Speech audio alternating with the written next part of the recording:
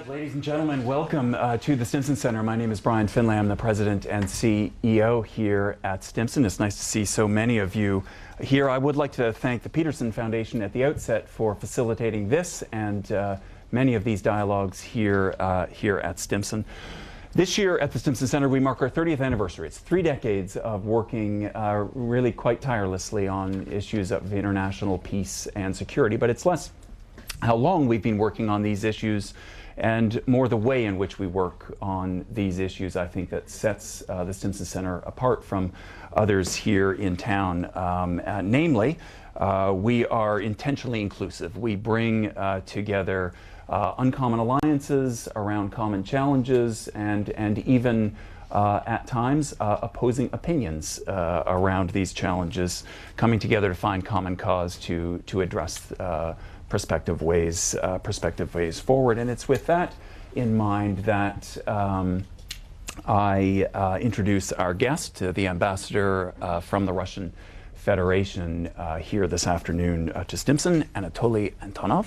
Ambassador, welcome, sir. Thank you. The ambassador himself has had a 30-year career, quite coincidentally, also predominantly with the foreign ministry, although he served not just as deputy foreign minister, but also Deputy Minister of Defense. He has a background particularly in strategic arms control issues, and since 2017 he has been Moscow's man here in Washington. It's a deep honor to welcome you, sir, to the Stimson Center, and thank you for making the time to do this. Very grateful. Thank you very much. I just would like to say a few words. First of all, it's very important for us to be together today, taking into account bad shape of Russian-American relations. And it seems to me that it's wise to sit together, to speak to each other, trying to understand where we are and what should we do, whether we are enemies or we are rivals, maybe we're partners or maybe friends. And let's try to understand who we are and what should we do together, how to make our world more stable, and what should we do together to increase security for the sake of the United States of America as well as for the sake of the Russian Federation. Very good. Well, that's a great segue, Ambassador, for us. I think it's an understatement, of course, for anyone in the room to hear that the current state of U.S. Russia relations is under duress. But really throughout the Cold War we had fundamental disagreements on many issues as well. But whether it was over strategic arms control or any of the other issues, both then and now, we continued to always talk. We entered into treaties, we developed cooperative projects, and even when politics intervened, we had opportunities for scientific exchanges, for academic exchanges, for cultural exchanges. And it's really in that spirit, I think, that I'd like to have this discussion with you over the course of the next hour. Not to ignore the disagreements that exist, whether it's Syria, Ukraine, strategic arms control, but really to look forward instead and try to find opportunities for common cause where, as you say, the United States and Russia can perhaps build collaborative ties moving forward and improve the relationship. So with that in mind, let me take you for a little walk down memory lane. You spent the lion's share of your career, Ambassador, working on strategic arms control issues at the Foreign Ministry. You spent time at the Conference on Disarmament in Geneva. Even your PhD thesis was on reducing the threats around nuclear arms. So let's start there. Are we bumbling and stumbling our way into a new nuclear arms race?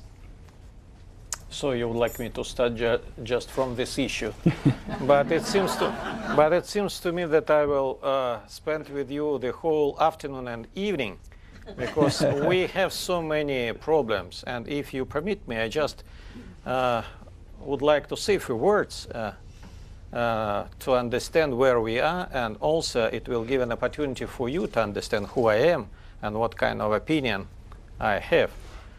I just would like to say that situation in strategic stability as well as in arms control is very bad.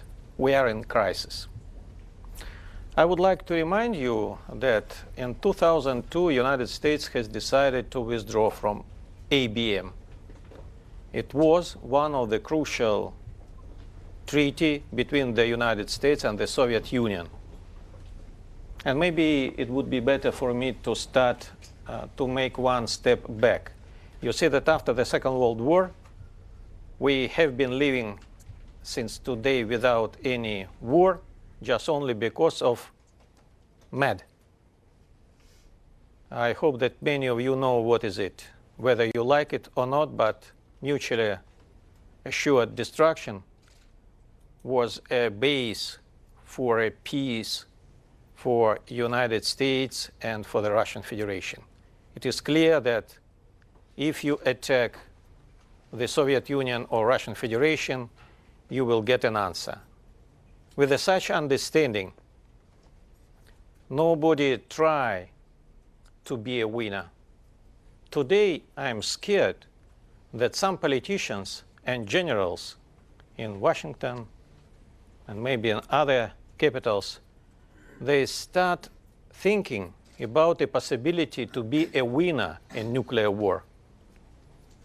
I would like to use this opportunity to send a message that it's impossible to win in nuclear war. We have to understand it, and with such understanding, we can discuss some issues of nuclear disarmament and arms control. So again, now ABM treaty. There was a decision of the United States to withdraw from this treaty. At the time, there was a lot of discussions that Russia would not do anything as a retaliation. You see that 15 years has come, and on the 1st of March, my president, Mr. Putin, has to inform the international community about new weapon system. I just would like to enumerate them: Kalibr, Kinjal, Peresvet, Avangard, Sarmat, Poseidon. These names are very familiar for you, for those guys who is dealing with arms control. It was not our option. It was just only an attempt to find an answer to the decision of previous administration to destroy strategic stability between the United States and the Russian Federation. I also would like to remind you that we made a few attempts to start a cooperation with the United States, to start cooperation with NATO countries. I just would like to mention that was a set of proposals introduced by Russia in 2002. When we discussed, maybe you remember, a third position area in Europe, where there were some plans to deploy anti-missile capabilities. In 2007, we offered NATO countries as well as the United States to make a joint venture, could I say joint venture, regarding missile defense. Moreover, there was a very interesting Russian NATO summit in 2010. Again, Russia has introduced some ideas regarding missile defense. Ambassador, can I ask you, from where we are now at this point, looking forward rather than back, the Russian Federation has proposed extending New START, for instance. Is that still, do you believe, is that a viable option, do you think? You see that all our proposals are still valid.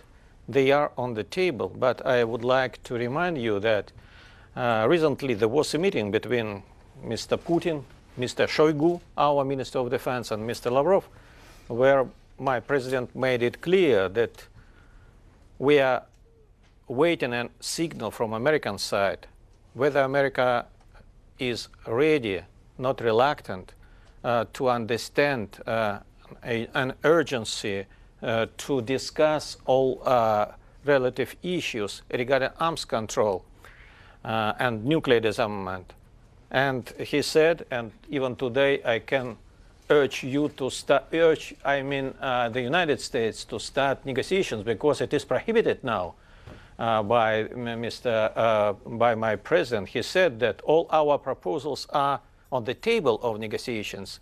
We will not try to persuade our colleagues to speed up this process. We will be waiting an answer from American side when and how could we start a discussion on all these issues. Mm-hmm. So I'm curious to know, Ambassador, how you view the results of the recent Hanoi summit. If we can turn the page and look at North Korea for a moment. It's unexpected, you say that question, especially we have not yet even touched a problem of arms control and disarmament, but you say that I'm in your hands. That's why I will obey your orders. We have and limited all. time. I'm so sorry. No, I can. You said I can stay here more longer. It's up to you. It's up to audience whether you are ready to discuss all issues. As to Hanoi, you said that. First of all, North Korea is our neighbor. I hope that you understand that we are not interested to see any missile nuclear challenges to Russian security along the perimeter of our border. It means we are in favor of peaceful solution of all problems we face today at that region. First. The second, we would like to confirm our readiness to cooperate with the United States on this issue. We made it clear many times. Moreover, you said that there were some meetings between our Deputy Minister for Foreign Affairs, who just only maybe 1 month ago visited Washington, where he had discussions with Mr. Biegun, your special representative on this issue. Having said that, I would like to say that nuclear disarmament is not so easy project. It seems to me that it's impossible to achieve tangible result within 1 month or half a year. You see, I remember, maybe you know history, how many years we spent to arm. And what I know from my engineers, my technicians, and from my scientists, that we had to spend more time, more money to dismantle excessive quantity of our missiles and warheads. So that's why I understand how it will be difficult for the United States to get a necessary result. And it's very important to confirm that positive result is not just only in the interest of the United States. It is in the interest of the entire world, including, of course, the Russian Federation. That's why we are welcoming all positive efforts made by this administration, by State Department to find a solution, to find a way how to make Korean Peninsula free of nuclear weapons, and how to conclude a peace treaty and to change armistice agreement that is still existing in this area. I understand also, if I take my diplomatic words a little away from what I just said and from our conversation, that of course Washington maybe wanted to get more. We also would like to see peace and prosperity in Korean Peninsula, but it's not so easy. How I understand? I understand that North Korea would like to get assurances for security. It's very easy to give up a capability that you possess just only for the future, for economy, for a stable development. But what will be the day after tomorrow? We know situation in Venezuela, for example, now. We know what has happened in Libya, in Syria.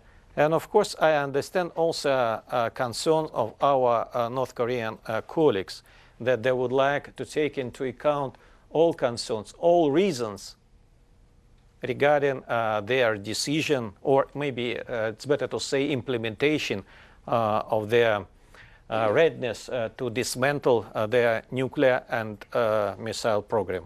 But having said that, again, we will never recognize North Korea as a nuclear weapon state. It's very important. We would like to see North Korea as a non-nuclear weapon state, a member to NPT.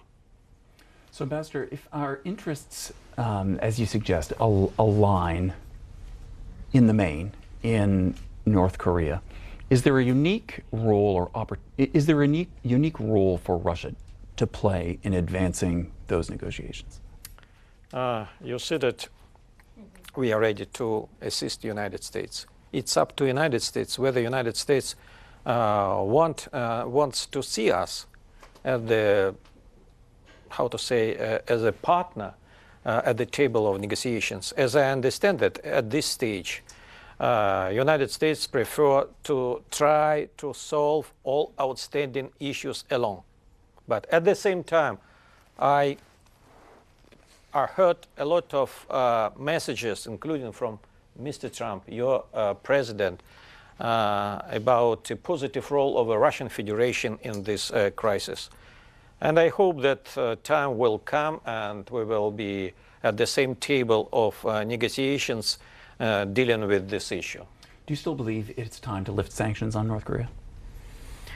You said that a few years ago, the Russian Federation and China have elaborated so-called roadmap, which consists of two parts. First, for example, part it's about the potential actions made by United States and also potential actions that should be done by North Korea. We consider a necessity to continue step-by-step approach. If there is a step from North Korean side, we consider that it would be wise to make some concession to them. And it's up to the United States and North Korea to decide when this issue is ripe to start movement. At least as I understand from press conference delivered by United States President, that at this stage he is thinking about a potential steps by United States if and when North Korea can make some steps towards nuclear disarmament. Mm-hmm. So let's turn to an easier problem, Iran. Is there a future for the JCPOA? It's a very difficult question, frankly. I was very much upset when the United States has decided to withdraw from JCPOA. A few years I participated in negotiations on this issue because I was responsible in Moscow for arms control and disarmament. I remember, you can imagine how much critics are hurt to my side, to my country, staying here. But sometimes I'm very much surprised. During the Soviet Union period, I remember how our colleagues from United States, from Western countries, criticized us for our hymn, where we tried to say that we would like to destroy everything and then we will construct something special. If you remember, especially my elder generation could remember it. Now it seems to me that the United States is doing the same. It's very easy to ruin something, but it's very difficult to create. I remember one Japanese proverb that it's very easy to destroy a castle, but it will be needed 3 years to erect new one. So you see that we understand United States concern, the first. That United States has concern regarding human rights, regarding malign activities of Iran in Middle East, ballistic missile programs of Iran, plus nuclear program. Nuclear program was discussed for many years, and it was very difficult, very sensitive compromise between 6 countries who participated in these negotiations.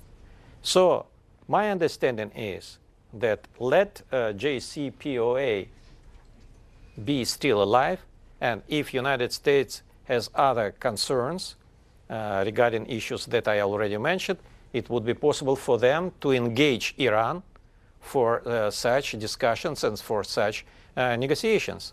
But now United States has decided to withdraw from JCPOA, and there is a legal question. Maybe it's a legal question to American colleagues.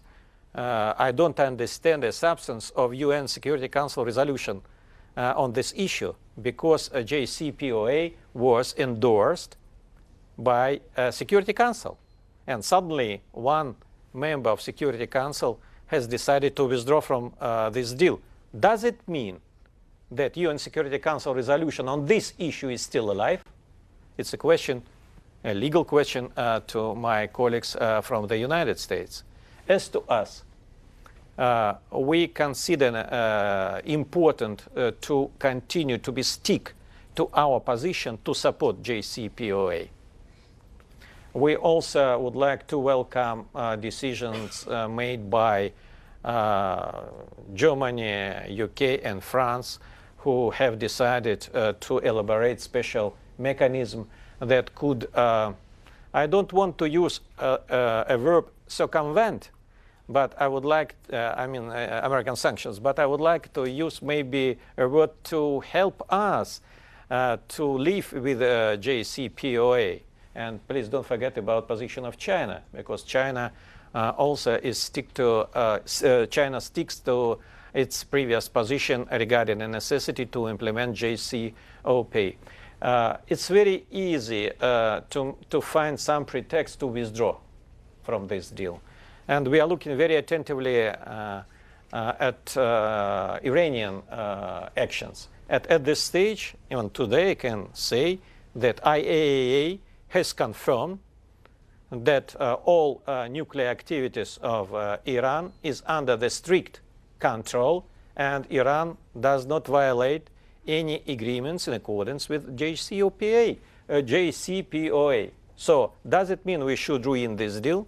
It seems to me that we have to do our best to see this deal alive, and Iran, as well as other parties, to implement all provisions of this deal. It would be wise if United States could revisit its decision and could return back to this deal and to be obeyed by the UN Security Council decisions. So I want to pick up on that point with respect to the Security Council, Ambassador, and more broadly, multilateral decision-making, not just at the UN, but at OPCW and elsewhere. That if we think back, the United States and Russia helped found the United Nations now almost 75 years ago. And while, particularly at the Security Council, the two governments did not always agree, what they did agree on was the fundamental need for the institution to have a body where decision-making could be made, where debates could be had, and decisions made that could ultimately be propagated. Are you concerned at the state of multilateral decision-making today, the UN, OPCW, and other international institutions? Yes, we have a great concern. I would like you also to understand where we are, how this system has been created.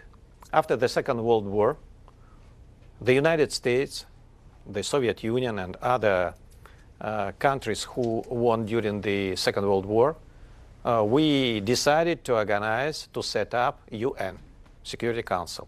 We have elaborated a statute in accordance with which there are 5 permanent members of Security Council, and there are some other non-permanent members of Security Council. And I remember from my life in institute where I studied that the core of our life is legal norms of international community. It was important for everybody to abide with the provisions of all international legally binding conventions. But what has happened now? Again, as we agreed, there is a conspiracy between him and me. I will not blame anybody. I just would like to say a few words that Today we see that many leaders in the world try to use not legal system, not international recognized conventions or laws, but so-called order based on rules. Frankly, I don't understand what does it mean. I don't understand what does it mean, and what I see some attempts to undercut a system that was created after the Second World War. I would like to say that we are ready to discuss all challenges to our security, all challenges to international system in which we are living. But it does not mean that somebody has a right to undercut a legal binding norms, convention that we have created together. It's very important. Mm. So can I ask you, Ambassador, we've had a long, complicated, and twisted history to bring us to where we are in Syria and in Afghanistan. So in keeping with our conspiracy, rather than looking back, looking forward, is there a special role that Russia and the United States can play together to find common cause, to help bring a stable post-conflict environment in both those countries? I smile just only because of one thing, because we have found one issue where we are together. Syria. Just only today there was a meeting between General Gerasimov, our chief of staff of the armed forces of the Russian Federation, and General Danforth. They met in Vienna. They discussed an issue of Syria, and it's very important. When I worked in Ministry of Defense, it was a great honor for me to deal with this issue as well. At the time, we tried to persuade our American colleagues to conclude a special arrangement, could I say arrangement, or agreement regarding our potential cooperation between armed forces of Russian Federation and United States, but I failed. Because cooperation between armed forces of the Russian Federation and the United States is prohibited by your Congress. That's why clever American generals have found a word, deconflicting.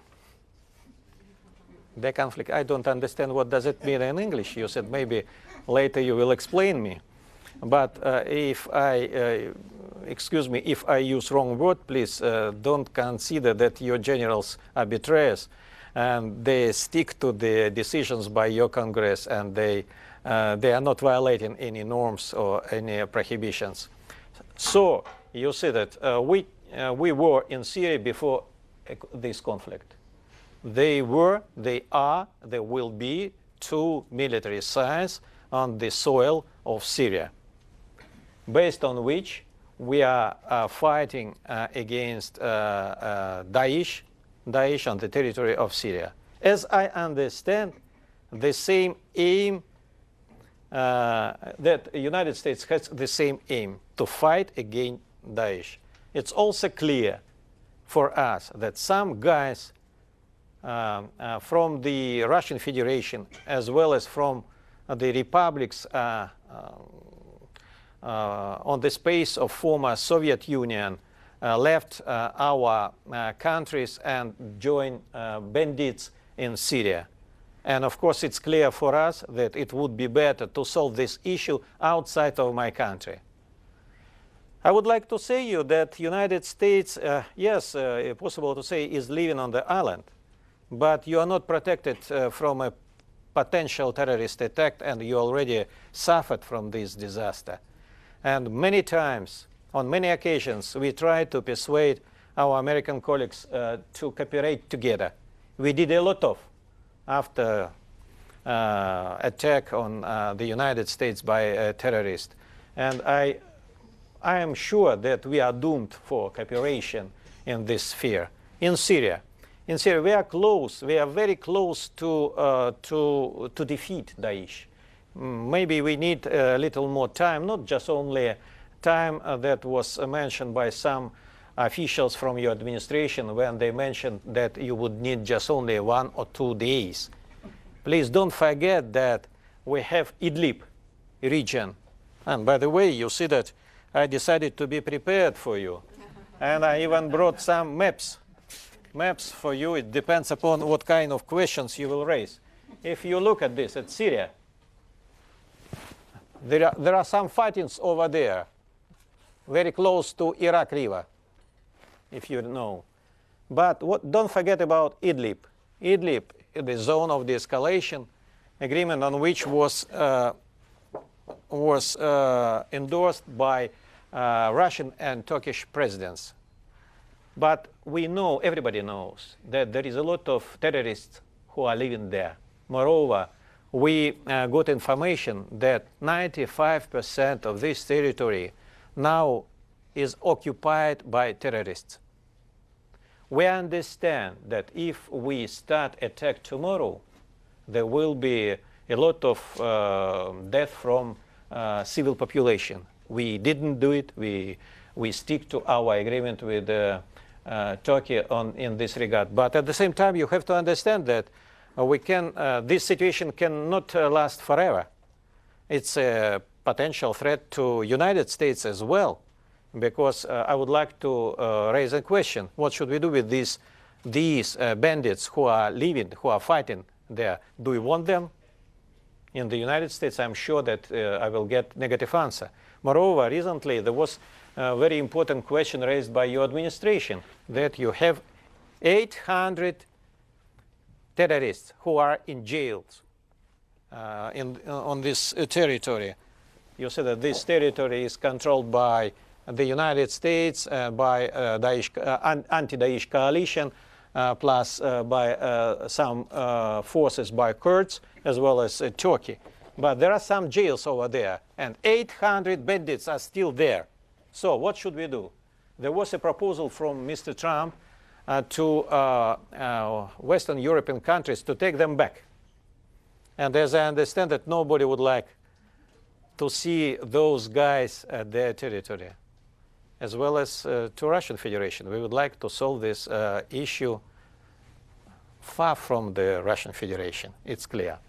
So there is, again, UN Security Council Resolution 2254, in accordance with which we have to make joint steps leading us not just only to ceasefire, but to start a peace progress. We need a little more time, as I understand that very soon there will be some announcement by UN regarding the Constitutional Commission, and I hope that this Constitutional Commission could start working. As I understand that there are some nuances regarding the composition of this Constitutional Commission, but we are very close to find a solution. Also, I would like to mention that United States administration has appointed very smart, very professional diplomat, Mr. Jim Jeffrey. He is a chief negotiator from the United States on this issue. I met with him a few times. I just would like to confirm that he knows everything. He is a professional. He is a smart diplomat. And I consider he does, and he will do a lot to speed up this process. Jim Jeffrey met two Russian officials from Moscow. I consider this coordination, could I try to use another word, coordination will be very useful for the interest of the United States and the Russian Federation. So I want to turn and let others jump in and ask some questions, Ambassador. But before I do that, I want to come back to something you had said earlier. I mean, and you have said certainly beyond the walls of this. When we will start discussing arms control? Oh, you'll get some questions on arms control, I assure you. So many questions. You said that in my mind. You said even to me, and I don't know what kind of answer to give you. So I want to ask you this. But you don't like it, as I understand. There's clearly a fundamental lack of trust that is on all of the issues we've discussed thus far. And as I mentioned at the outset, even in the coldest days of the Cold War, we had still opportunities for person-to-person exchanges, for academic exchanges, for cultural and scientific exchanges, that even when politics intervened, cooler heads could prevail to prevent the Cold War from going hot. And I'm concerned that today, if we look at the breadth and depth of those exchanges today, as opposed to the Cold War, there are a paltry number. The FLEX program, the Future Leaders Exchange program, and so many others like that have been closed down. And I wonder if that concerns you. Of course, you see that today I'm very glad to see that not everything was destroyed by various politicians from various corners of the world. When I'm talking about Russian-American relations, could you give me one diary, you see that? At least when it is? Just only one. No, we are losing time, you see that? Как же так? Ну как же так? You see that there is a diary book, you see that. We have prepared it this year. It's about Russian-American cultural relations. The whole book. You will find a lot of interesting stories about Russian and American artists who did a lot to develop Russian-American cultural relations. I will give you some of them, you see that. The first is for you. And I will bring other, maybe you said it's not new one. Yes, we will give you a new one. Yeah, just please, excuse me. It's my protocol, you said it. It's new one. It's a new one, you will find.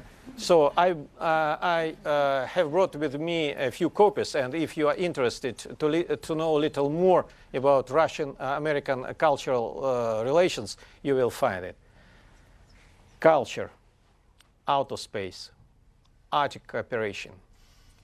Not too many, but it's a base for a potential development of Russian-American relations. And I'm sure, of course, science, education, and I'm sure that these spheres of our cooperation will help us, diplomats and politicians who are keen to first to stabilize and then to facilitate, to develop Russian-American relations. And are you concerned that the rollback of those sub-state level exchanges seem to be diminishing even as the political relationship between the two capitals is diminishing? Of course, you see that I have so many concerns regarding Russian-American relations. Of course, I see a lack of communication between simple, ordinary people. You see that it's clear for me. Another problem that I face every day is a problem of visa. Our sportsmen cannot come to the United States due to problems with visa. Our artists cannot come as well. Just only 2 months ago, we failed to invite to Washington our delegation of Academy of Science.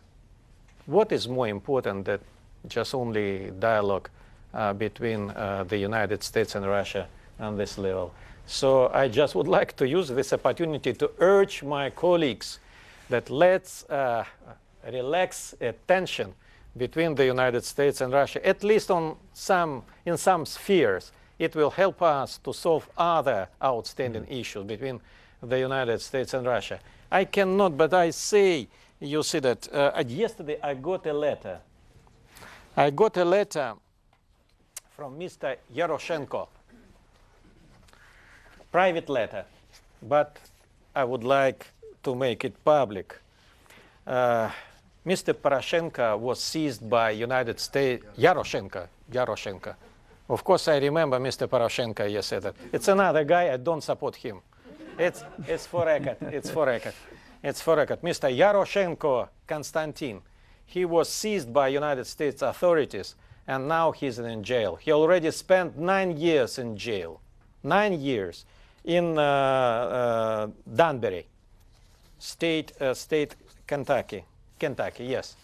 He sent me a letter saying that, Mr. Ambassador, thank you very much for your assistance. You did a lot of. Your diplomats are trying to do your best. But you see that my condition in this jail is very poor. I lost many teeth. I cannot eat. I have a problem with my stomach. Please, could you help me? Could you persuade administration to provide me medicine, to give me opportunity to survive in this jail? I don't know what I should do. Yesterday I was very much upset. I would like to apply to journalists. I would like to apply to call on human rights organization of United States to look at this issue and to help man who is in jail, just only to provide him a medical assistance. I don't want to increase a quantity or quality of food. I'm talking about medicine. Moreover, of course, we would like to take him back to the Russian Federation to give him opportunity to survive. His family just only recently visited the United States, and now they have some problems on visa. And today I would like to use this opportunity. I would like to call on you. Help us. Help us. Let's help together to Mr. Yaroshenko, just only to provide his medicine. Today I'm not talking about the necessity to reduce a quantity of years that he has to spend in jail. So we are very far off the issue of strategic arms control now, Ambassador. But I would like to give you see that it's your problem because you see that I tried to make some presentations of the very issues, but there is no opportunity for me. That's why I'm forced to use any possibility to convey all measures. We have not yet started arms control because INF, you said. The second hour, we're going to get into that, Ambassador. Maybe in your office. We are going to, if you would be so kind, I'm going to take a couple of questions at the same, together here, not simultaneously, but in sequence, and then give the Ambassador an opportunity. And if you would be so kind as to just give us your name and your organization as well, sir. Sure. I'm Lee Farron with ABC News. Since you brought up Yaroshenko, there's also Maria Butina and then the arrest of Paul Whelan and an American financier more recently.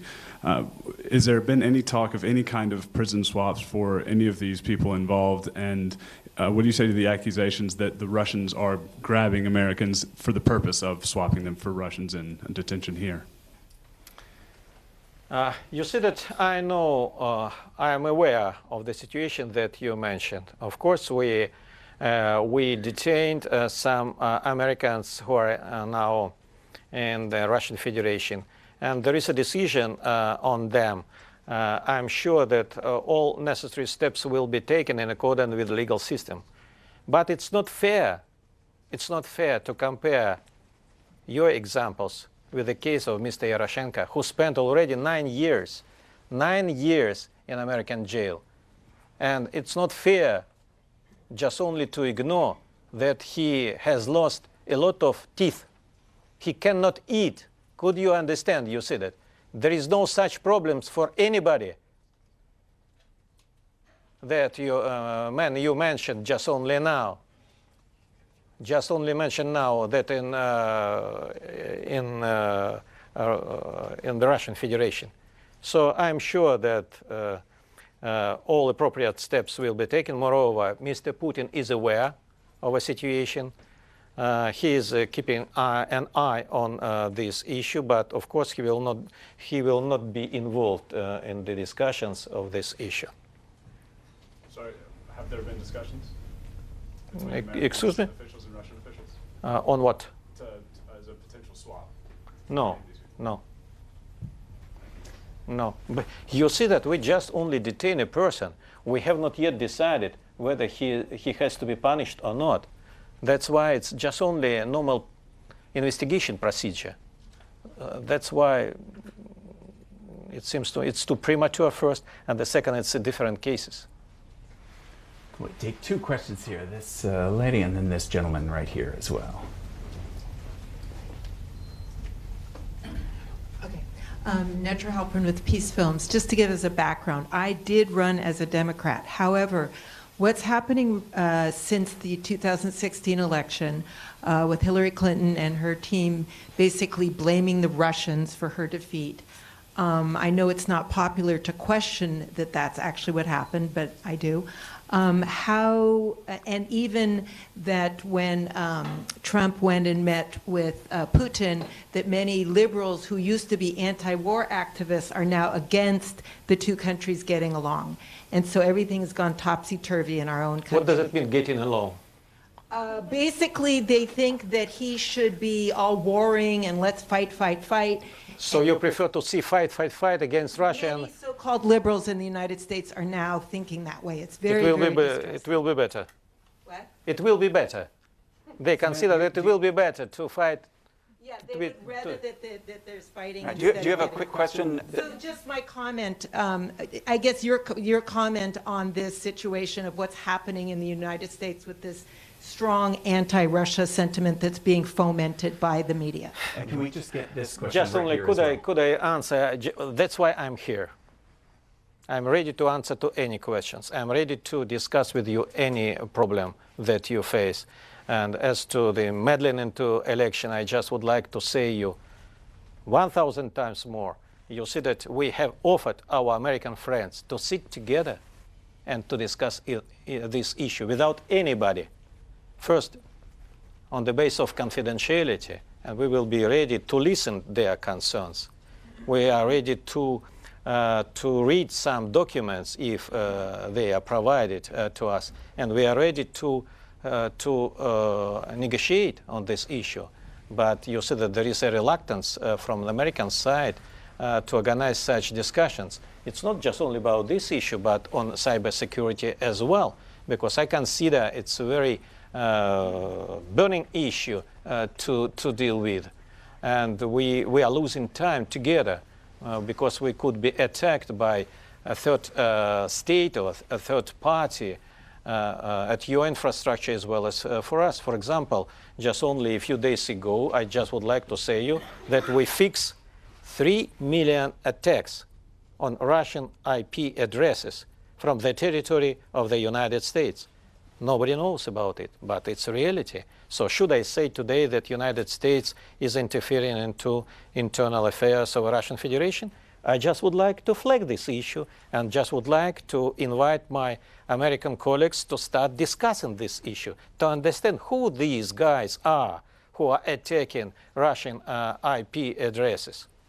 That's all. So again and again, you say that I'm ready to come to any audience. I'm ready to discuss any issue of mutual interest. What I want, I would like to narrow misunderstanding between the United States and Russia. And by the way, I was very much criticized due my comments on the results of Russian-American summit in Helsinki. It was the first time in my life when I was criticized for positive words about the United States.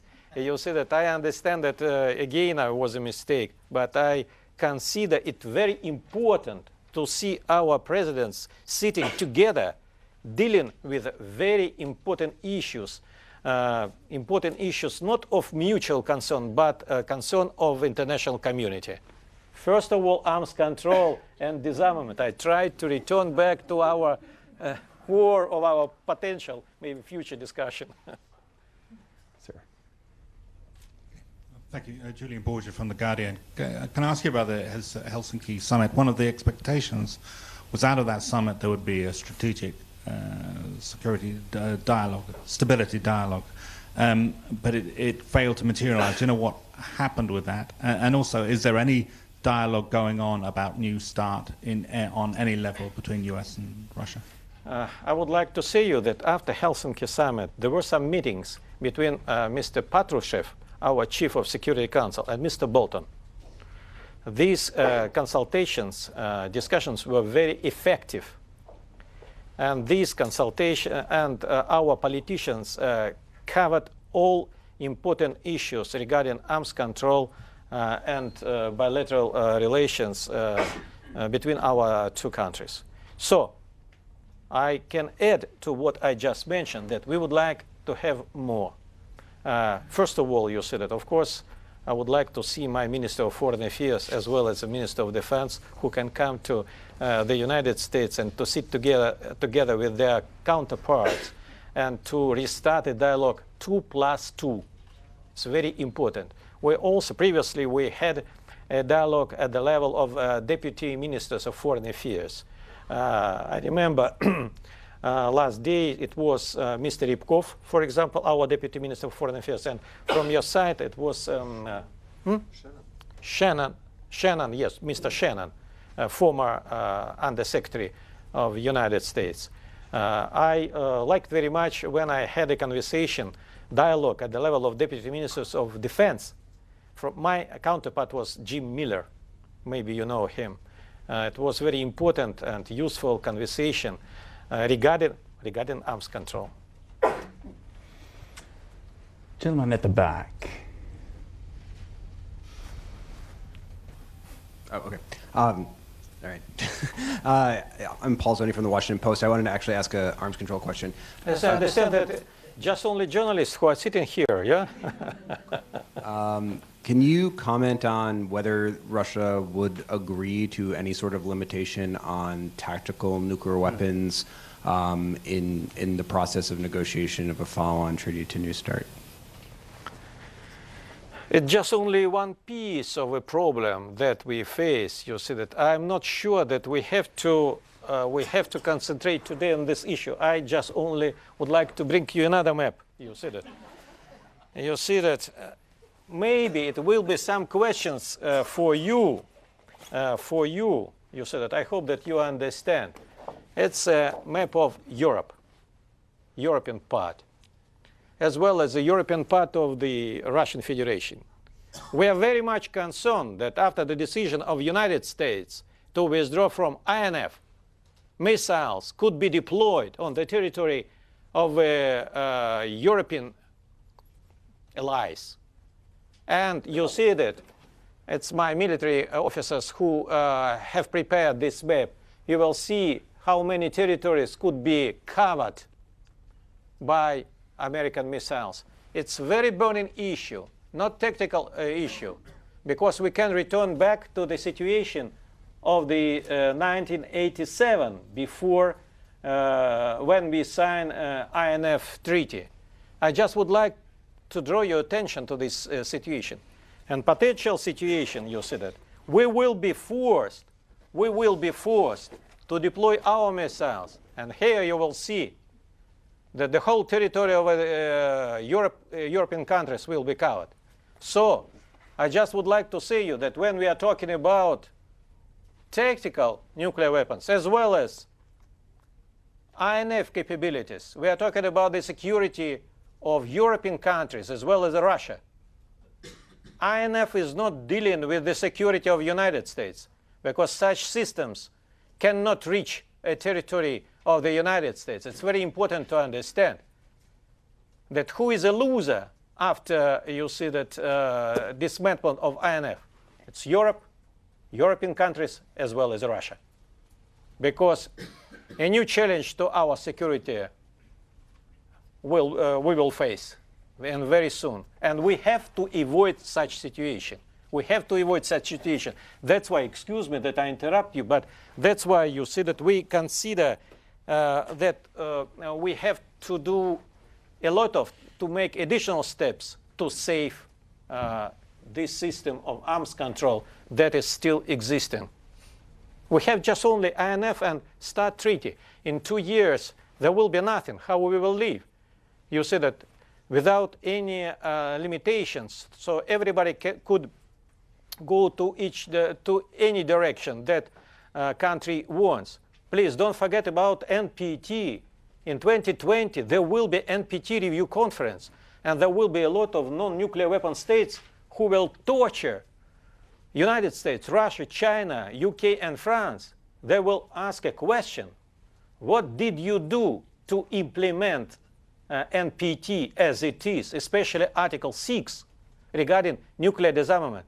And I would like, no, I don't want to participate in this conference because it will be a disaster, and I don't want to be shamed, and I don't want to be blamed by them. But it's reality, because we are coming to this very important, crucial point with nothing.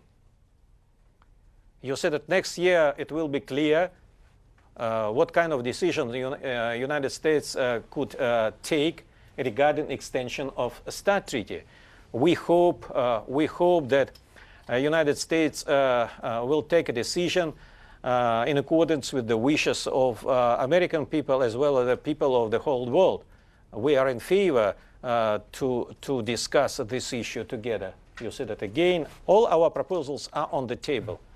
What I cannot urge United States today because it's prohibition by my president to do it. So that's a lot of bad news, Ambassador. Not bad. It's good news that all proposals are still on the table. Help us end on a positive note. Are there areas of cooperation between the United States and Russia in the last 30 seconds we have here that don't get attention? Afghanistan. It's very important for us to cooperate together. Today we didn't mention, for example, nuclear safety set consists of many treaties, many arrangements in this regard. It seems to me that the main concern for the people of the United States as well as for Russian Federation, it's a potential nexus between weapons of mass destruction and non-state actors. We have to be together. We have excellent instrument in UN, Resolution 5040, that has created a good base for our cooperation. What we should do just only to implement what we endorsed a few years ago. So you see that there are other issues, of course, to discuss. It's a problem of economy.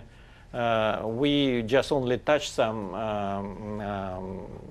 elements by human exchanges. It's a pity. You see that there is a lack of communication between our people.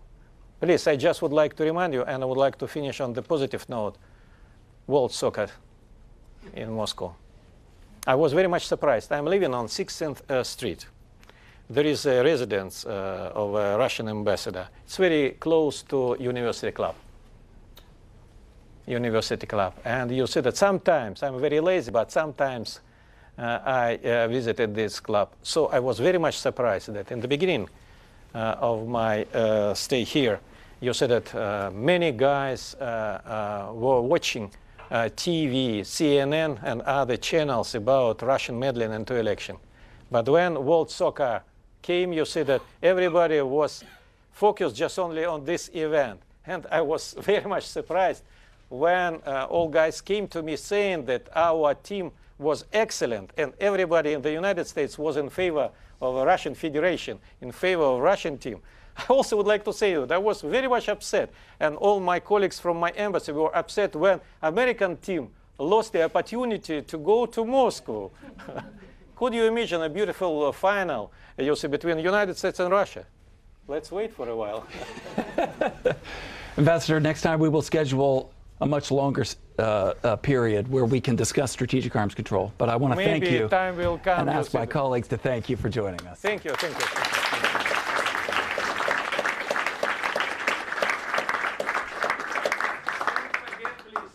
Friends, to take diaries about Russian-American cultural affairs.